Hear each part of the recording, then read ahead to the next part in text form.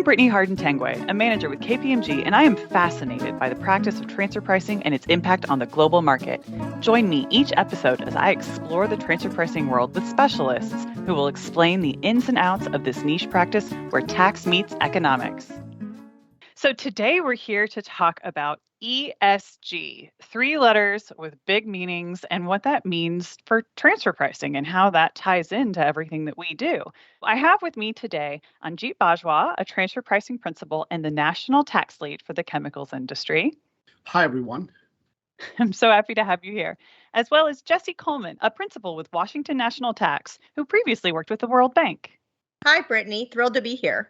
Thank you both for talking with me today. It seems to be everywhere, ESG. So let's talk a little bit about what it is and why it matters to tax and transfer pricing specifically. So Jesse, would you define ESG for us and help us better understand what it is? Sure. So first, let's take the acronyms. E, environmental, S, social, and G for governance.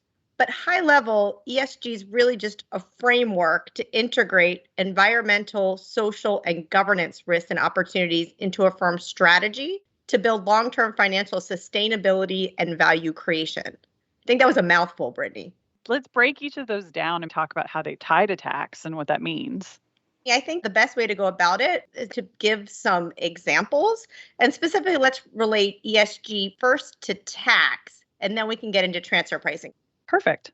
I find some people don't even think ESG even relates to tax, but it really does in a lot of ways. So with the E, environmental, the way I think it relates most to tax is how we see governments incentivize companies to make sure that companies behave in a certain environmentally friendly way. So in the US, we see credits and incentives. Specifically, we saw it in the Build Back Better proposals to encourage companies to behave in a good environmentally friendly way. So that would be the E.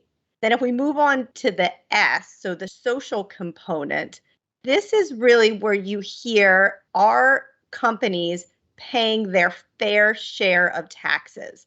But I think really what they mean is to understand kind of jurisdiction by jurisdiction, how much tax is a company paying.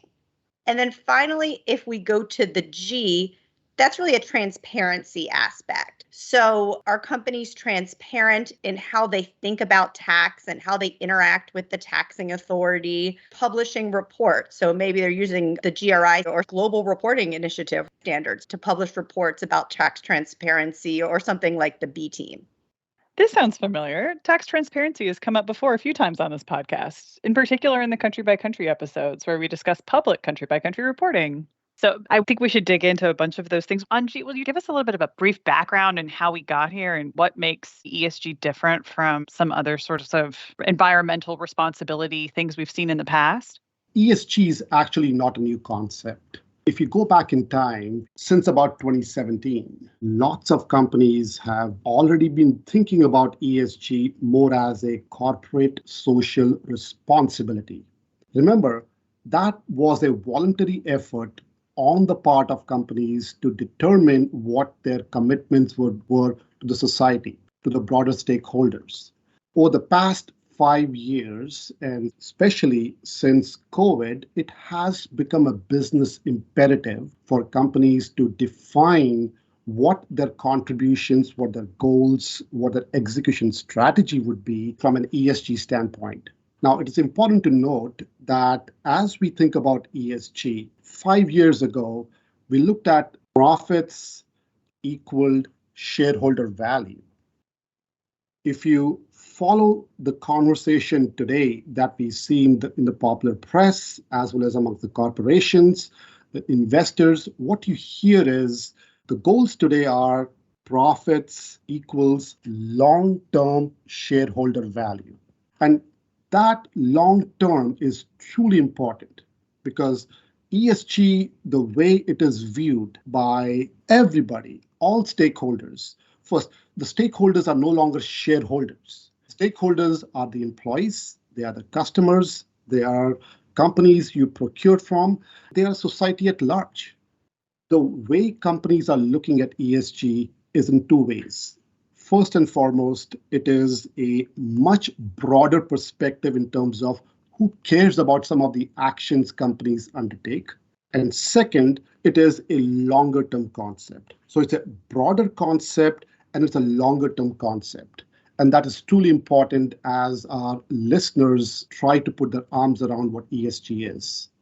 I'm glad you said that. Over time, I think businesses haven't necessarily changed, but the world in which they exist has. The primary concern was with shareholders, but we've expanded to stakeholders, and we all have a stake in how companies operate from an environmental perspective, from a social perspective, and then obviously the governance keys into that.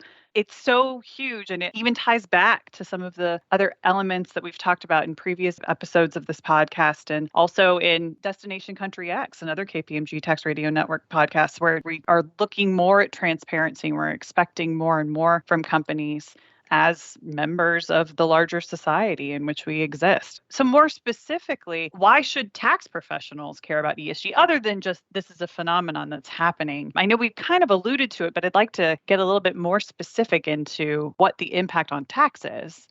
Absolutely. So let me give you a few reasons why tax professionals should care about it. First and foremost, ESG is now in the operating model of companies. And what that really means is that a lot of companies are having to define how are they going to meet their commitments that they have made to their stakeholders. In most cases, it means that they are going through business transformation. Business transformation could mean a small amount of change or a very significant change in the way they operate.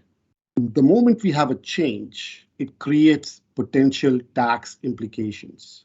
Today, most companies are global in nature, so they have to worry about in the US tax considerations, non-US tax considerations. Another reason is lots of jurisdictions around the world have come up with changing regulations in their own specific countries that's impacting how companies are going to run their businesses. So credits, incentives directly have an impact from a tax standpoint. The changing regulation also has an impact on how the companies conduct business. There is a reporting aspect that, as Jesse said earlier, is also very critical. Businesses care about data because they want to measure their performance. Broader stakeholders care about the company's actions because they want to see visibility. And the tax authorities care about how the companies are doing because from a transparency angle. Tax transparency is a reality, and the tax departments have to go deal with. Last but not the least, as companies are transforming themselves to meet their commitments towards ESG, there are potentially new value drivers getting created within the organization. And all of these have an impact on a company's tax and transfer pricing structures. So as companies move forward, it's important for the tax professionals to look at the changes their businesses are going through to make sure that their tax structures, their transfer pricing structures stay aligned, because potentially the legacy structures are not capturing some of these significant changes. You said my favorite word, Anjit. You talked about value. And let's face it, that's what transfer pricing is all about. And I love taking that value boat down the company's operational river, because that's where we, as transfer pricing professionals, have to understand where the value is being created is where the functions, the assets, the risks that are so imperative to determining proper transfer pricing are assessed and determined. So I guess that's why ESG matters to transfer pricing, right? Absolutely. We as transfer pricing professionals need to be aware of where value is created. And ESG in so many companies and so many industries is creating that value. A sustainable business will be a successful business, and the economics has to support it. So I think, Anjit, as you were saying earlier, companies are still looking at revenues and costs. Like, that's never going to change. But the way that value is created has changed or is transforming. Absolutely. As companies think about their execution strategy to meet their commitments, is the strategy they have in place the right strategy? companies have to fine-tune that. It is a very iterative process. And as Jesse said earlier, companies have to do a little bit of experimentation. It's a little bit about which strategy will give them the end result. And as a result, it is truly important that the companies, tax professionals understand who within the organization is driving these decisions. Where are these individuals located? What is the nature of investments being made? What is the level of change that the companies are going through? In many ways, this is a very cross-functional effort that is being undertaken. So from a jurisdictional standpoint, these are exciting times for tax professionals, for transfer pricing professionals, as companies transform themselves, the changing landscape from a business standpoint, the changing landscape from a regulatory standpoint, towards something a higher purpose for most companies. Tax professionals can play a very critical role in thinking through the risk aspects as well as the value aspects of these changes for companies. And I think, Anji, you mentioned too that companies are thinking this in an iterative way. I think it's also really important for transfer pricing practitioners and for tax departments to stay aligned with those iterations. You said it best. Who are the people who are making these decisions? What are their decisions? How are they iterating? What are the potential business changes? Just because I think this is very fast moving, and it's not that the companies are taking it in one direction, they could be taking it in many directions. So I think that for transfer pricing, we need to understand how to pivot. If the functions, assets, and risks are changing, we need to understand that and understand that pretty quickly. So with that, thank you both, Anji and Jesse, so much for all of your insight and for helping us take this journey through what ESG is and why it matters. Still seems like we've got a long way to go and we may be in the eye of the storm, but I think there's a lot to take away here. And I look forward to revisiting a lot of these concepts as we continue on this journey. Absolutely. Thrilled to be here and exciting to kind of ride the train of the ESG journey because we're definitely far from done. Absolutely. Thank you, Brittany. Thank you, Jesse.